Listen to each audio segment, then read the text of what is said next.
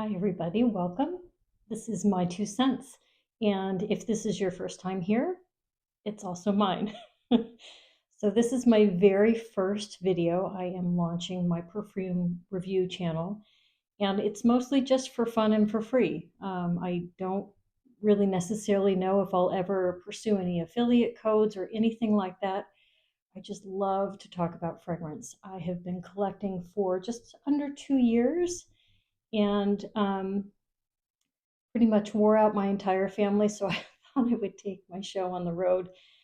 And here I am with my own channel. This has been a stretch goal for me, and I want to talk a little bit about fragrance, just what it means to me, kind of right off the top, and then we'll get into some perfumes. I've picked four for Mother's Day. Behind me is my May tray, and I will talk about that at another time. But if you see anything back there, just from looking and you have a question, please hit me up in the comments and I'd be happy to answer it. Um, so, not to make this heavy, but I chose four perfumes for Mother's Day. And I know that there are going to be people in the audience who are watching this who maybe they are similar to me. My mom passed away actually about 2 years ago. And it's one of the reasons why I started collecting perfume.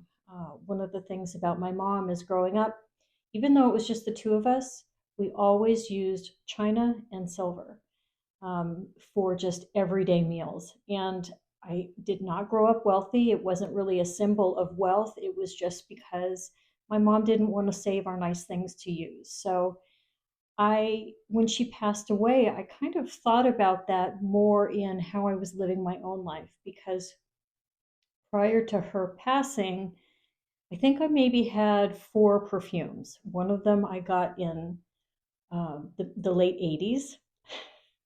Another one I got in 2000 because I remember specifically asking someone, we'd had a big kind of Y2K party here at the house. And I asked her what she was wearing, and it was Issey Miyake. And the only way I could remember that was she said, "I smell yucky." So anyway, I had that. I actually had to throw that away. It went bad because I didn't know. I kept all of my perfumes in the bathroom. Um, so anyway, I started thinking about not waiting for special occasions to enjoy perfume. And I started watching some content here, and it just took on a life of its own. I actually watch a lot of YouTube perfume content. I'm actually wearing a little shirt that says "Peace, Love, and Perfume," and this is from my friend Jamie. And Jamie has done a huge service to me and just answered all of my questions about how to record a video and all of that. It's really, really exciting. She's been so supportive. I'll go ahead and put her information in the description box. It's not another perfume channel, which I think is super clever. Um, but I have a bunch of favorite accounts that I watch pretty regularly. I probably subscribe to about maybe 40 or 50. But there's a top 10 in there of people who, anytime they upload something, I try to watch it as soon as I can, because this is so interesting to me. And it's one of those things where I've had such a learning curve. I came up very quickly. I would say in my collection, probably about 60% of it is pre-owned perfume that I've gotten off the gray market. And then a handful of them I've bought myself brand new, but they are all largely blind buys, which I do not recommend. I have been burned a lot, but I'm usually able to layer it with something or gift it to somebody, or, I have a daughter and a son, and I've been able to pass on some of my fragrances to them. So it all works out in the end. I have gotten skunked a couple of times, but considering how frequently I blind buy, I'm actually doing pretty good. So let's go ahead first and get into my scent of the day. This is a brand new perfume to me, and you can already see that there is a little bit of a dent here. Hold that up. I cannot believe I'm actually doing this influencer hand, but there you go. It's Gâteau d'Ange, probably mispronouncing that, but it's basically angel food cake. And the fragrance house is Florite, and I've had the loveliest experience with this fragrance house. The first thing I thought of when I tried this was I just thought of popcorn. I don't know, the butter note kind of came through. So I'll go ahead and read you some of the notes here. The top notes are butter, lemon, and peach and whiskey. And I don't find it to be terribly boozy. Mid is caramel, milk, honeysuckle, with the base notes being gourmand or cord, vanilla, and tuberose. And this is, I mean, it sounds pretty gourmand, especially the butter note sort of threw me at first, but it's so light and inoffensive. It's fluffy, pillowy. It really is like an angel food cake. But it's not, I have some very photorealistic gourmands in my collection, and it's not that. I don't find it to be that at all. So, yeah, I'm very pleased with it. And the other thing is, I am a sucker for handwritten notes from the perfume house. And so I got a nice note with my name on it that always makes me feel so special.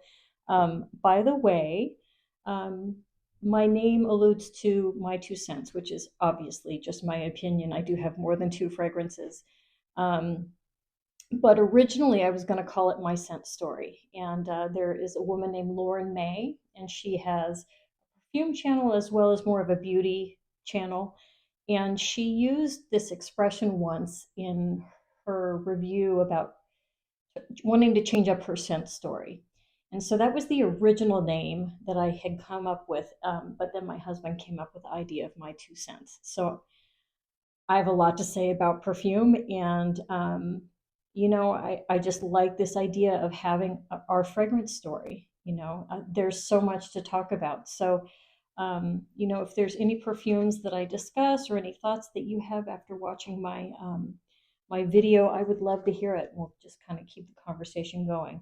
So I'm going to start off with this perfume here, Gucci Flora, and it's gorgeous Orchid. So I got this for my husband. We went out together and he bought this for our wedding anniversary last summer. And we went around and smelled perfumes.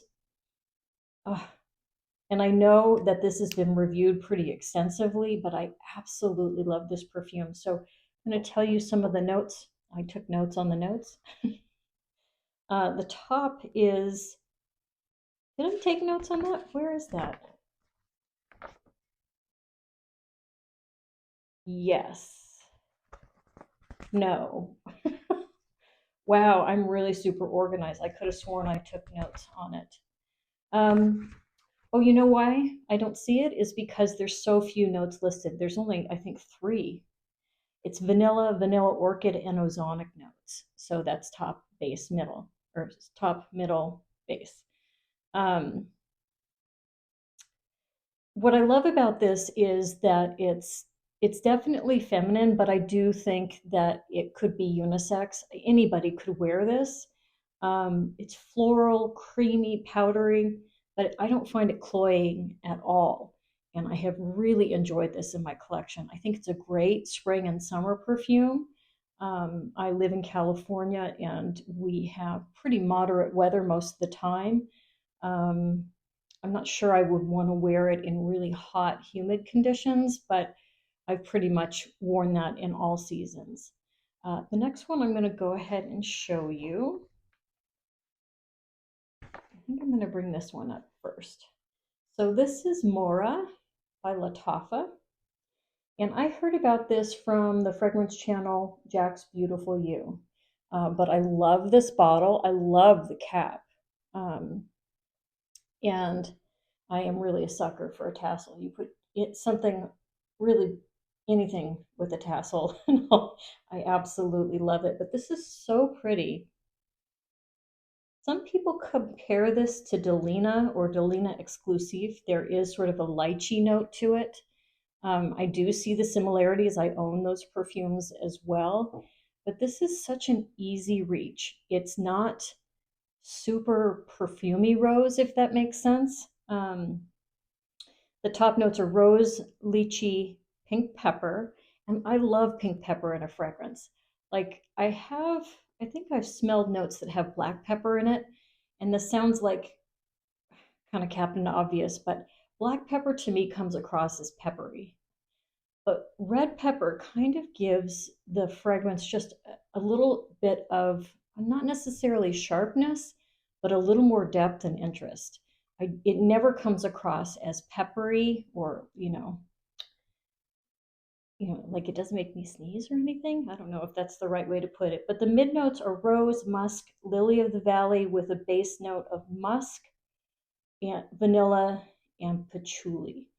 And when I first started getting interested in perfume, um, I grew up in the 70s, and anytime somebody says patchouli, I think like dirty hippie patchouli, like kind of that really skanky, resinous patchouli, which I don't know if it's trauma or what, but I just like, I smell that and it just makes me angry. I mean, I apologize if that's a favorite scent of yours, but this, it just is a nice base of not even necessarily greenness. It just gives the fragrance a place to land. And it's just so innocent and soft and it's so non offensive.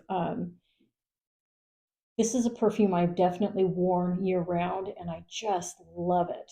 Oh, it's so good. Okay, so moving on, we'll go ahead and move to this one. And this is a new fragrance to my collection. And I'd never heard of it before. I had watched a channel, it's called Verity Scents, I believe. And I love Verity. She has the sweetest voice. And you can see my camera there, sorry. But what I love about her is, first of all, I think our fragrances, like our tastes, are very similar, but this is something I'd never heard of. So, oh, it's just so special. So I got this on the gray market, and I had started off with, I think it was like a 5 ml refill for this. And then I got a small decant, and I just fell in love with it. It sits so nicely on the skin. So I'm going to read you the notes. Um, so it starts with the top notes of bergamot with aldehydes and mandarin. Middle notes is vanilla absolute, rose, geranium, and freesia, with marshmallow as well. And then base is vanilla, akagaya, or akagala, I guess is how you say that. Tonka bean, also patchouli, very similar to the last fragrance. Musk. It's sort of a clean but fluffy aesthetic, very feminine leading. I do believe that anybody can wear anything that they want, but I just think it's such a special perfume. I haven't smelled anything like it. It might be too formal for office wear. I mean, like I just got finished saying that anybody can wear it. I think that if you're maybe public facing or you're like in somebody's mouth with dental tools, that maybe this would not necessarily be the best call, because it really is sort of an elevated scent. I could see somebody wearing this going out shopping, or definitely perfect evening date night. Um, but it's just really captivating. I think it's sweet, but it's not too juvenile. So absolutely worth checking out. I just love this. So I did get this on the gray market, and then I kept the decant that I got from Scent Split, so I can enjoy that while I travel. But I filled the refill up, and there's still, I would say, there's about a quarter of the bottle is gone. But oh gosh, it's just so beautiful. I've been really enjoying wearing this. And then the last fragrance I have for you today is one of my very favorites. This is in my probably top 10 for life, and this is Dolce Garden by Dolce&Gabbana. So you can absolutely see that dent. And isn't that cap fun? I just think it's so pretty. Really, really sweet. So this is one of my very favorites. I am going to go ahead and read to you. I thought I wrote it down, but maybe I didn't. Here we go. So I'll read you the notes, and then I'll talk a little bit about this fragrance. So Dolce Garden is by Dolce and Gabbana. I was going to say Donna Born in Roma. All these names. Starts off with magnolia, neroli, and mandarin orange. And I have come to find that magnolia is probably one of my favorite notes in fragrance. There's just something about it that is, it's never too sweet. Um, I don't know. It's just, there's another scent of mine. I'll have to do like maybe a top 10. And spoiler alert, Dolce will be on it. But Mont Blanc Signature is one of my very favorite perfumes. That also has a note of magnolia.